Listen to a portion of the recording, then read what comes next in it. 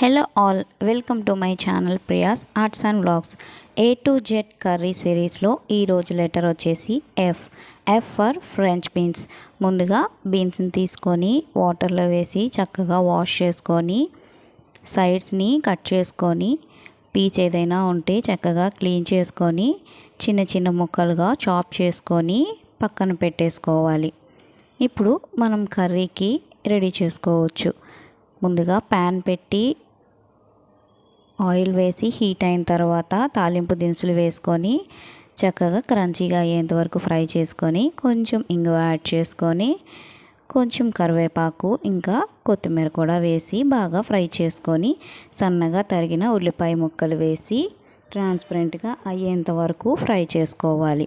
దీంట్లోనే చిటికెడు పసుపు కూడా వేసి ఫ్రై చేసుకొని ఇప్పుడు మనం చాప్ చేసి పెట్టుకున్న ఫ్రెంచ్ బీన్స్ని కూడా యాడ్ చేసి ఇవన్నీ బాగా తాలింపులో కలిసేటట్లుగా జాగ్రత్తగా కలుపుకోవాలి. ఇలా కలుపుకోవడం వల్ల పసుపు ఇంకా తాలింపు ముక్కలన్నింటిలో చక్కగా కలుస్తాయి. ఇలా కలుపుకున్న బీన్స్ ముక్కల్ని మనము బాగా మెత్తగా అయ్యేంత వరకు మగ్గించుకోవాలి. త్వరగా మగ్గడం కోసం లిడ్ క్లోజ్ చేసి అకేషనల్గా స్టిర్ చేసుకుంటూ మాడిపోకుండా కలుపుకుంటూ ఉంటే బీన్స్ అనేవి త్వరగా సాఫ్ట్ అవుతాయి. చిటికెడు ఉప్పు కూడా వేయడం వల్ల ముక్కలు అనేవి త్వరగా మెత్తబడతాయి. ఇలా లిడ్ క్లోజ్ చేసి ఆవిరికి మగ్గించుకుంటే కర్రీ టేస్ట్ అనేది సూపర్గా ఉంటుంది.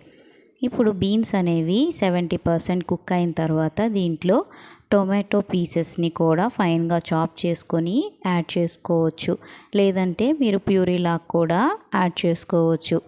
ఇది కూడా సాఫ్ట్ అయ్యేంత వరకు మనము చక్కగా లిడ్ క్లోజ్ చేసి కుక్ చేసుకుంటే వాటర్ అనేది అవసరం ఉండదు. ఈ టొమాటోలోని వాటర్తోనే కర్రీ అంతా కూడా చక్కగా కుక్ అవుతుంది. ఇలా చేయడం వల్ల కర్రీకి రిచ్ టేస్ట్ అనేది వస్తుంది. వాటర్ యాడ్ చేస్తే కర్రీలో టేస్ట్ అనేది తగ్గిపోతుంది.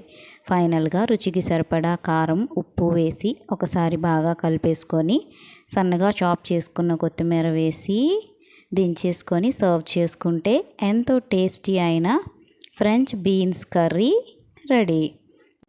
ఇది హై ఫైబర్ ఇంకా వైటమిన్స్ అండ్ మినరల్స్ కలిగి ఉండటం వల్ల హెల్త్కి కూడా చాలా మంచిది. రైస్, రోటీ, పుల్కా, చపాతీలోకి పర్ఫెక్ట్గా సెట్ అవుతుంది. ఈ వీడియో మీకు నచ్చితే లైక్ చేసి షేర్ చేసి సబ్స్క్రైబ్ చేయడం మర్చిపోకండి. Thank you. నెక్స్ట్ లెటర్ వచ్చేసి జీ. దాంతో ఏ కర్రీ రాబోతుందో గెస్ చేసి కామెంట్ చేయండి.